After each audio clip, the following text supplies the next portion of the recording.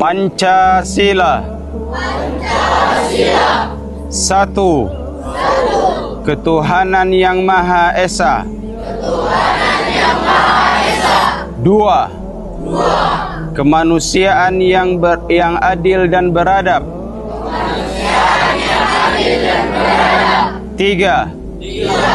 Persatuan Indonesia. Empat. Kerakyatan yang dipimpin oleh hikmat, kebijaksanaan dalam permusyawaratan perwakilan,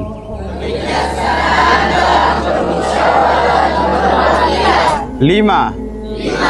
Keadilan sosial bagi seluruh rakyat Indonesia.